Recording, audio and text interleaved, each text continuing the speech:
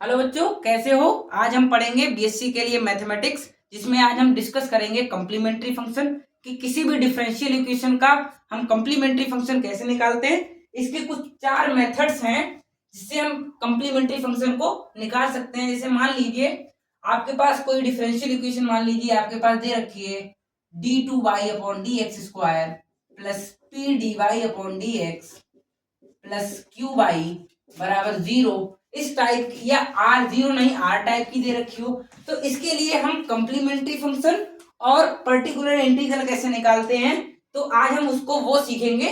तो complementary function आज सिखा दे रहे हैं और नेक्स्ट वीडियो में हम पर्टिकुलर इंटीग्रल कैसे निकालते हैं किसी भी डिफरेंशियल इक्वेशन का, वो हम बता देंगे। तो देखिए, तो सबसे पहले तो हम इसकी ऑक्सिलरी इक्वेशन बनाते हैं। तो ऑक्सिलरी इक्वेशन कैसे बनाते हैं, पहले तो इसको इस फॉर्म में लिख दीजिए d² plus pd plus q और बाई को बिल्कुल कॉमन ले लीजिए, ये तो आपने सीखा है सेकंड सेमेस्टर में। तो देखिए इस तरह से हम इस इक्वेशन को लेते। फिर इसकी ऑक्सिलरी इक्वेशन कैसे बनाते थे, m² d की जगह m रख देते थे प्लस pm प्लस q बराबर 0, r को 0 लिख लेंगे। ठीक है, अब इससे हम m की वैल्यू निकालेंगे कि हम m की जो रूट आएंगे, जैसे यहाँ पर 2 रूट आएंगे, तो देखिए यहाँ पर मान लीजिए आपके पास आ गया कोई एक आ गया x आपके पास एक आ गया a आ गया, एक आ गया आपके पास b। आपके पास दोनों अलग अलग रूट आए हैं। ठीक है, तो मान लीजिए जब अलग अलग रूट आते हैं तो कम्प्लीमेंट्री फंक्शन अलग निकलता है, अगर सेम रूट आते हैं तो अलग निकलता है, अगर इमेजिनरी रूट आ जाते हैं तो इसका कम्प्लीमेंट्री फंक्शन अलग तरह से निकलता है। और इमेजिनरी रूट में भी अगर एक जैसे दोनों रूट आ गए तो इसका कम्प्लीमेंट्री फंक्शन अलग तरह से निकलता है। अगर हमारे पास अलग अलग दोनों n की वैल्यू दे रखी हैं तो हम कम्प्लीमेंट्री फंक्शन को कैसे निकालेंगे। तो देखिए सबसे पहले कम्प्लीमेंट्री फंक्शन के लिए हम क्या करेंगे, तो CF यानी कि कम्प्लीमेंट्री फंक्शन बराबर जो a है तो इस एक कांस्टेंट लेंगे C1 e की पावर जो यहां पर आया है आपकी n की वैल्यू उसको मल्टीप्लाई में x पावर में, तो C1 e की पावर x प्लस इसी तरह इसको C2 दूसरा कांस्टेंट लिख लेंगे e की पावर bx। इस तरह से हम कम्प्लीमेंट्री फंक्शन निकालते हैं जब हमारे पास m की वैल्यू अलग अलग होती है, मतलब डिस्टिंक्ट होती है। अब जैसे मान लीजिए यहाँ पर c होता d होता, जहां तक होते तो हम इसी तरह से यहाँ पर कांस्टेंट के साथ वो बढ़ाते चले जाते। ठीक है, तो ऐसे ही हम बढ़ाते चले जाएंगे, इतना नोट कीजिए। अब मान लीजिए हमारे पास अगर n की वैल्यू सेम आ जाए कि मान लीजिए a फिर भी a आई, a आ गई, जहां तक आती जाए तो हम इसको कैसे लिखेंगे, तो इसका कॉम्प्लीमेंट्री फंक्शन लिखने का तरीका होता है कि C1 प्लस C2x ब्रैकेट के बाहर लिख दें e की पावर जो हमारा आया है वैल्यू आई है m की उसको उसी तरह से e की पावर में लिख देंगे। अगर यहां पर मान लीजिए तीसरा भी होता तो हम कैसे लिखते हैं C1 plus C2x plus C3x² e की पावर ax। ठीक है, अगर मान लीजिए इसके साथ b होता अलग से तो इसी के साथ ये तो ऐसा ही लिखा जाता और ऐड भी कर देते C4 e की पावर, ये अलग रूट है तो इसको e की पावर bx, इस तरह से हम इसको लिख देते। अगर मान लीजिए आपके पास यहाँ पर 2 रूट सेम है और एक अलग है, जैसे मान लीजिए यहाँ पर ऐसा होता तो हम इसके साथ इसको ऐड कर देते C3 e की पावर bx। ठीक है, अगर आपके पास 4 हो 5 हो 6 हो, अलग कुछ अलग अलग हो तो उस तरह से लिखेंगे, 2 सेम हो 3 सेम हो तो इस तरह से लिखेंगे, 4 सेम हो ऐसे बढ़ाते चले जाएंगे, क्यूब बढ़ा देंगे। ठीक है, अगर अलग अलग होते हैं तो अगर 2 सेम है एक अलग है तो ऐसे, 3 सेम है एक अलग है ऐसे, या मान लीजिए अब यहाँ पर चौथा भी अलग हो जाता, सी हो जाता है यहाँ पर, तो इसी के साथ एक और बढ़ा देते प्लस C4 e की पावर cx। ठीक है, तो इतना आप समझ गए होंगे। तो अब हम देखेंगे इसमें इमेजिनरी रूट के कैसे निकालते हैं, पहले इतना देखिए आप। अब देखिए अगर आपके पास यहाँ पर इमेजिनरी रूट आ जाए, मतलब इस तरह के आ जाए अल्फा प्लस आई बीटा और अल्फा माइनस आई बीटा, तो अगर इस तरह से आपके पास कोई रूट आ जाता है, इमेजिनरी रूट होता है, तो हम इसका कॉम्प्लीमेंट्री फंक्शन निकालते हैं। इसका CF कैसे निकालते हैं, तो क्या करेंगे हम, जो अल्फा दोनों जगह है, बीटा भी दोनों जगह, तो e की पावर में जो इमेजिनरी है वो साइन कॉस में जाता है, और जो रियल पार्ट है वो e की पावर में जाता है। तो e की power alpha x bracket cos beta i, जो इमेजिनरी पार्ट के गुणांक है उसको लिख देंगे beta x plus sine beta x.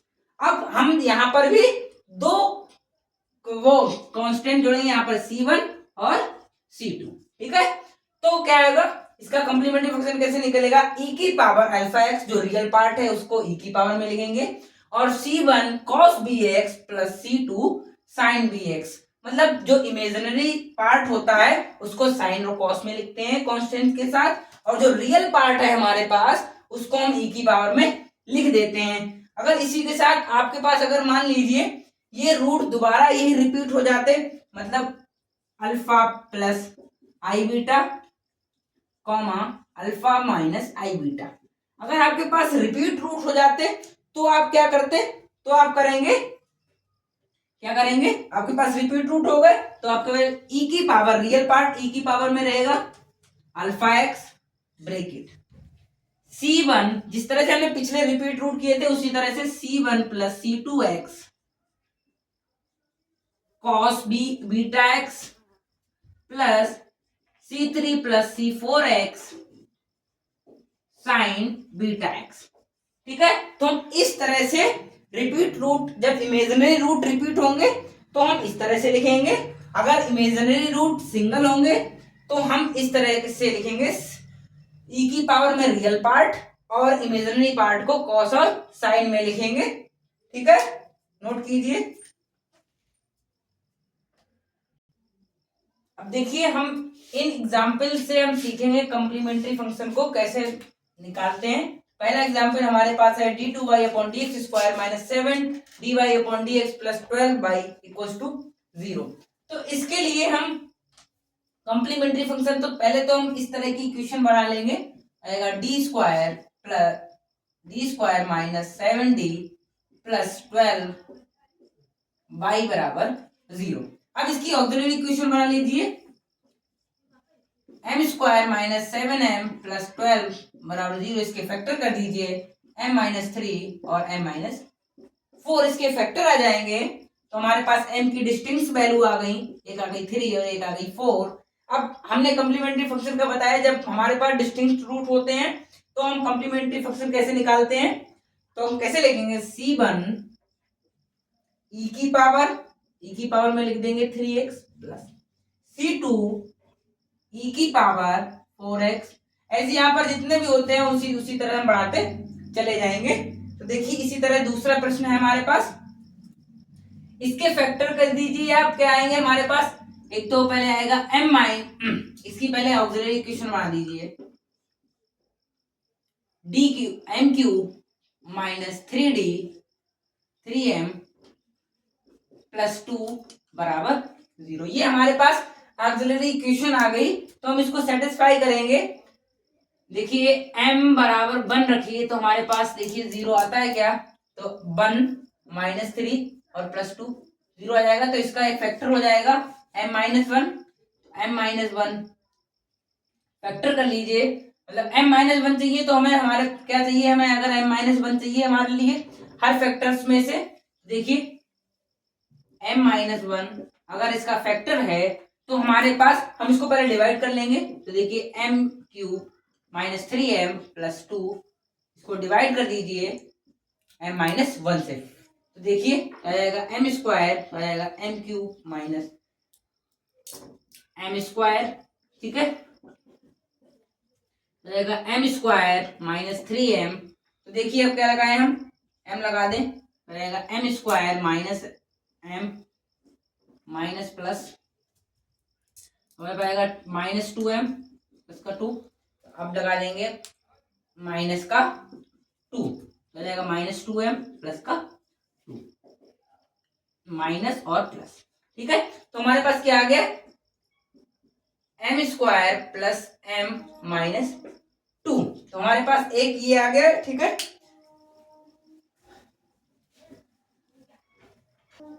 अब देखिए इसके फैक्टर करते हैं। देखिए क्या आएगा हमारे पास। अब देखिए पहला फैक्टर m माइनस 1, इसका फैक्टर करेंगे तो आएगा m माइनस 1 और m प्लस 2 बराबर 0। तो m की हमारे पास 3 वैल्यू आ गई, 1, 1 और माइनस 2। 3 वैल्यू आ गई। तो हमारे पास 2 सेम वैल्यू आ गई और एक डिफरेंट वैल्यू है। तो देखिए सेम वैल्यू के लिए भी हमने बताया था कंप्लीमेंट्री फंक्शन कैसे निकालते हैं, c1 प्लस c2x ई की पावर जो यहां पर है 1x या x, ठीक है, प्लस अब ये अलग है तो हमारे पास आएगा c3 ई की पावर माइनस 2x। ठीक है, तो देखिए इस तरह से इसका CF निकालेंगे कंप्लीमेंट्री फंक्शन को। अगर सेम रूट है, अगर तीनों सेम होते तो हम यहाँ पे लिखते c3x स्क्वायर ई की पावर x। अब यहाँ पर हमारे पास तीसरा रूट -2 था तो इसीलिए प्लस में हम c3 ई की पावर -2 लिख दिया। इतना नोट कीजिए। अब देखिए ये तीसरा एग्जाम्पल है। तो देखिए इसमें क्या करना है, फिर से हम पहले इक्वेशन बनाते हैं, D cube minus 8 by equal to 0। इसी तरह हम ऑक्सिलरी इक्वेशन बनाएंगे तो आएगा m क्यूब माइनस 8 बराबर 0। अब देखिए इसके फैक्टर करेंगे तो इसका पहला जो फैक्टर m बराबर 2 आ जाएगा। देखिए m की जगह अगर हम 2 रखें तो ये इक्वेशन सेटिस्फाई हो रही है, तो m की जगह जब 2 रखेंगे तो आ जाएगा m माइनस 2, इसका एक फैक्टर हो जाएगा। अब फिर से हम डिवाइड कर देंगे इसको उसी तरह से, m क्यूब माइनस 8 और m माइनस 2 से इसको डिवाइड करेंगे तो आ जाएगा m square m cube minus 2m square. ठीक है, आएगा 2m स्क्वायर माइनस 8। अब देखिए क्या आएगा, प्लस 2m।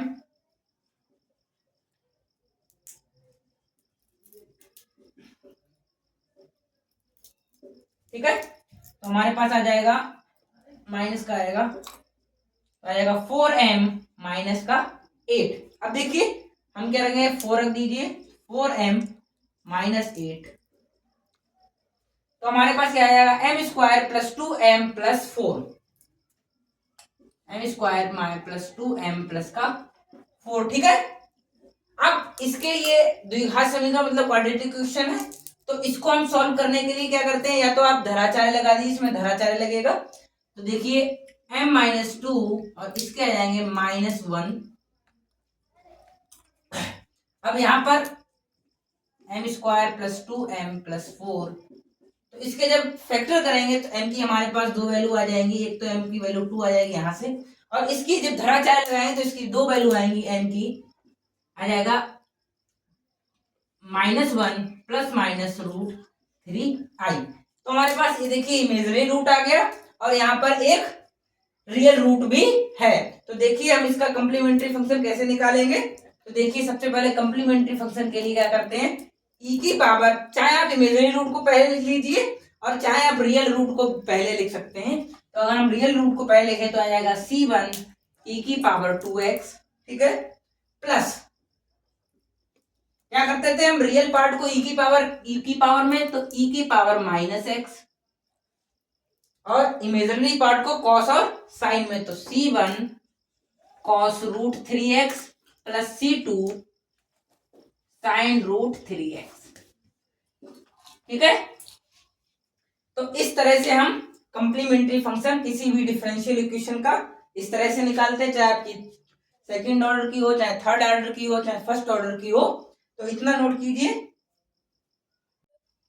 आज के लिए बस इतना ही। नेक्स्ट वीडियो में हम पर्टिकुलर इंटीग्रल को डिस्कस करेंगे, और कंप्लीमेंट्री फंक्शन में अगर आपको कोई डाउट है तो आप कमेंट करें, और वीडियो अच्छी लगी हो तो लाइक करें, अपने दोस्तों के साथ इस वीडियो को ज़्यादा से ज़्यादा शेयर करें और इस चैनल को सब्सक्राइब कर लें। Thank you.